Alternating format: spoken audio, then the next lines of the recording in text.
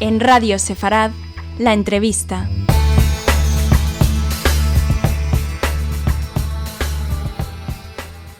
Tenemos el placer de contar de nuevo en Radio Sefarad con Ami Bar. Bienvenido.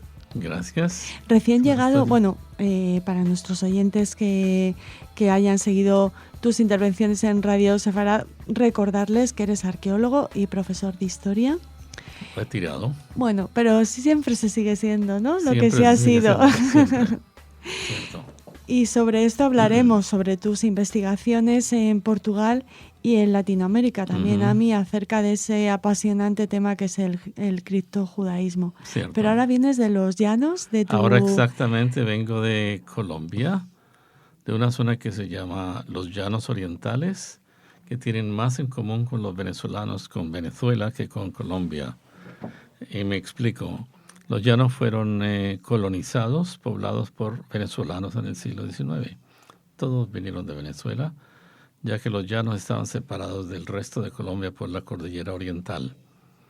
Y la cordillera oriental era impasable. No había carreteras, únicamente trochas de mulas para pasarlos. Mis abuelos y tíos todavía lo hacían a caballo para llegar allí a estos lugares. Acabo de pasar allí un mes, donde hacía muchos años no había visitado.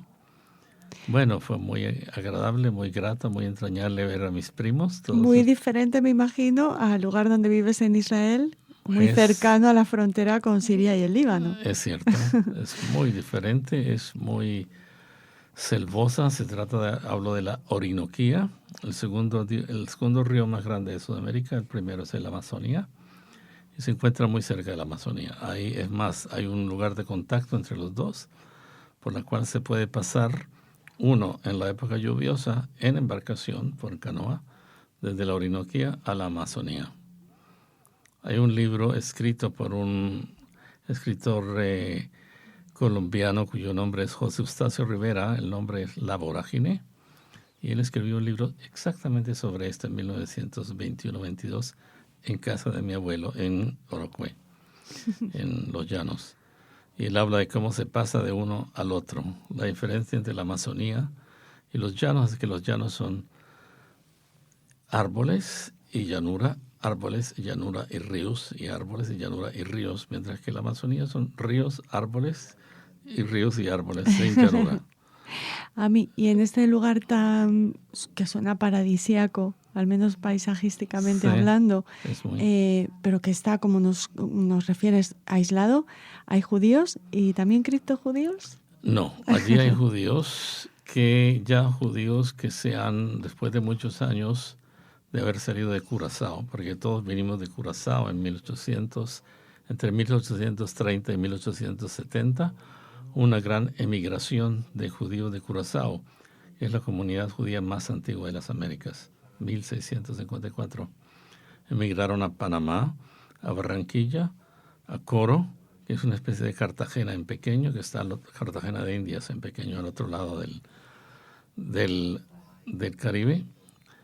Y algunos de ellos llegaron hasta el Orinoco, que parece que por motivos comerciales se establecieron en lo que se llamaría aquí haciendas de ganado. Allí se le llama hatos, que son haciendas de ganado, lo que llaman en Argentina estancias de ganado.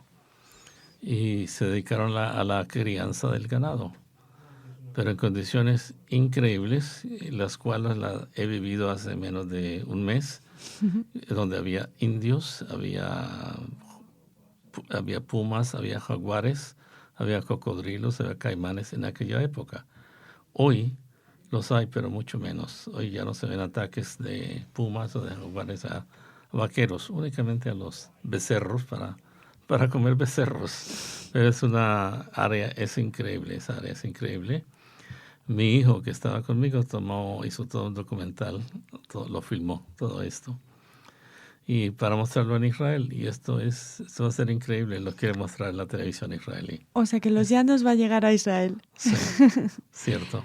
¿Y cómo llegas tú a interesarte por el criptojudaísmo en Portugal? Pues empecé con averiguando sobre mi apellido. El apellido de mi madre es Bueno de Mezquita.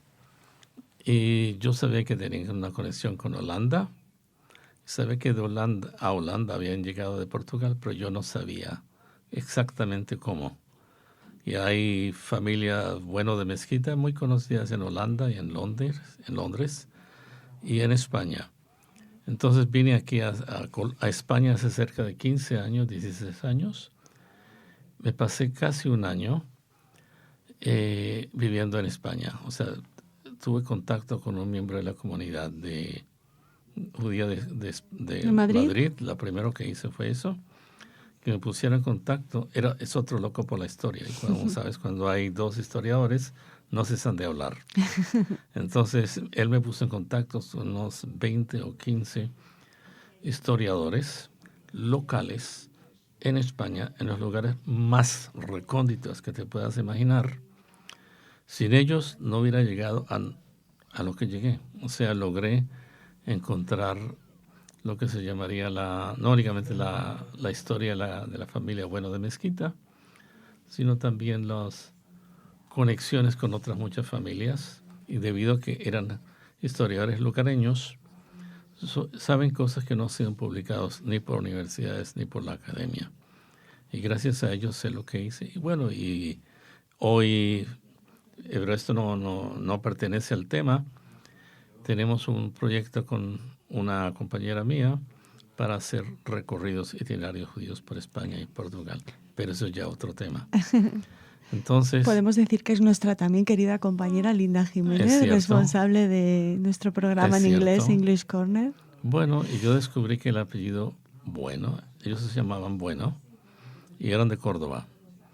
En los pogroms de 1391 huyen de Córdoba, como lo hacen otros miles de familias judías de las ciudades grandes de Aragón y de Andalucía. Los de Aragón huyen a Cantabria, Asturias, y los de Andalucía huyen a Galicia. Llegan a parar en un pueblito que se llama Mezquita, Mezquita, la Mezquita en castellano. Y de ahí adoptan el nombre Bueno de Mezquita. Y todo parece bien hasta 1492, cuando viene la ley de la orden de expulsión. Ellos huyen de Galicia hacia Portugal. Portugal no es menos celta que Galicia. Es tan celta como Galicia, para quien ha estado en los dos lugares.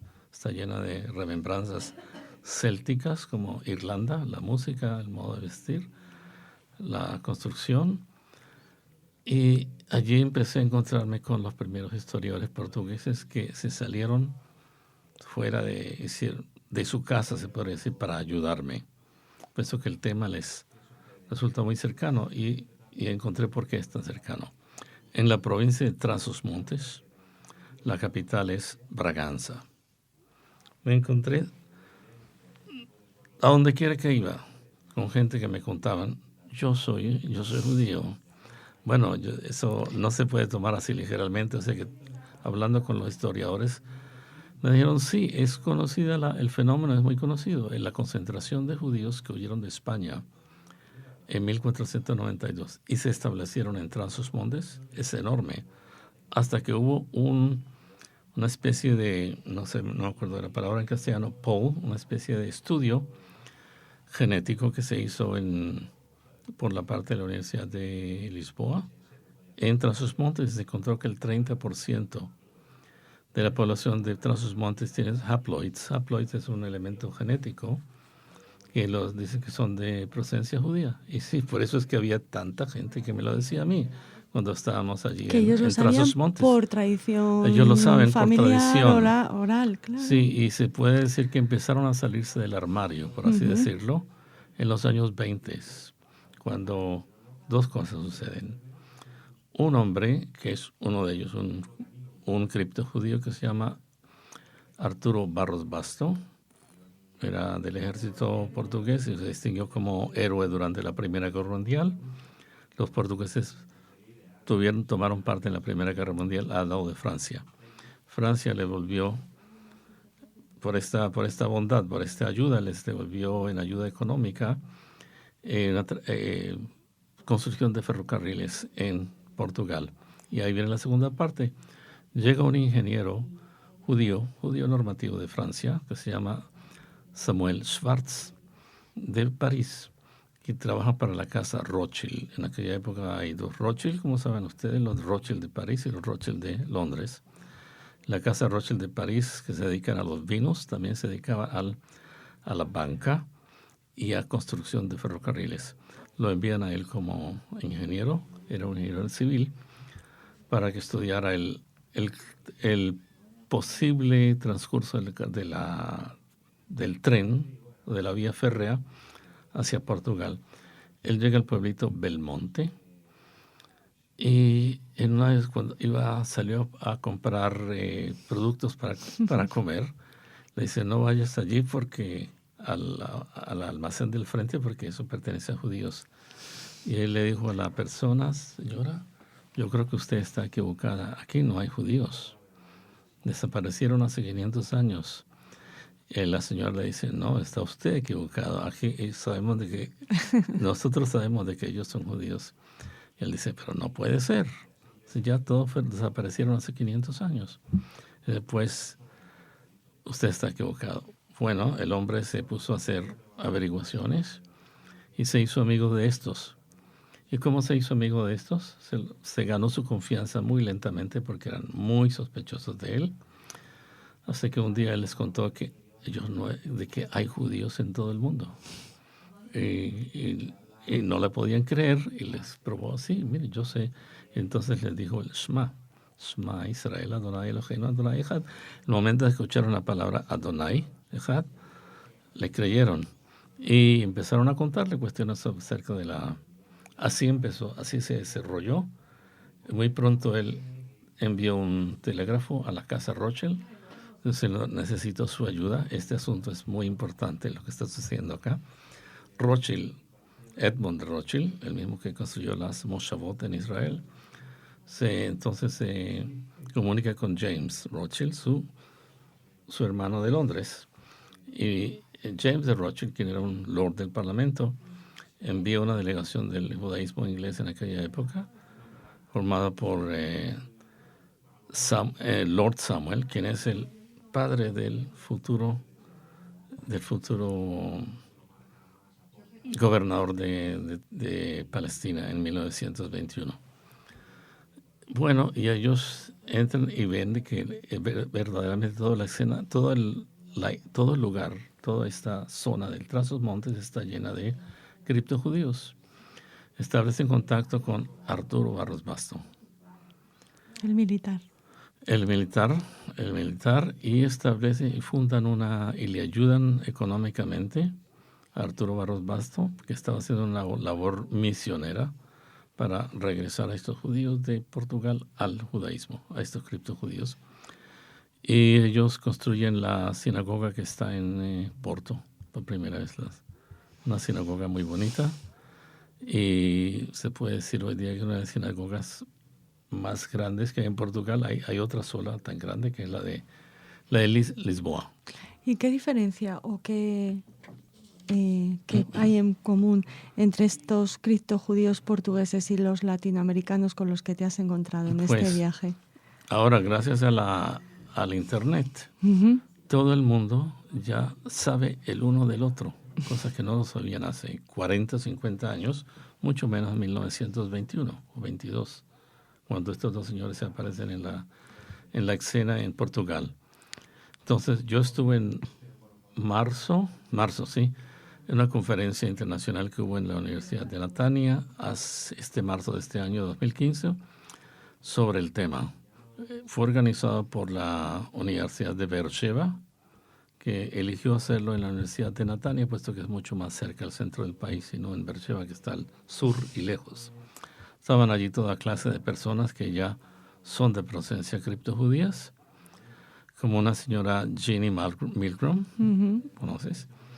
Y no únicamente, y escuchamos sus historias y a todo el mundo, pues no quedó un ojo seco, se puede decir. Es que son historias muy emocionantes, Sami.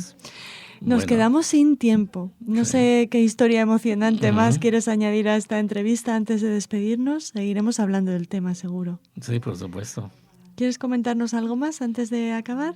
No, simplemente de que encontré de que también el fenómeno está teniendo lugar en Colombia, en un lugar que se llama, departamento que se llama Antioquia, la capital es Medellín.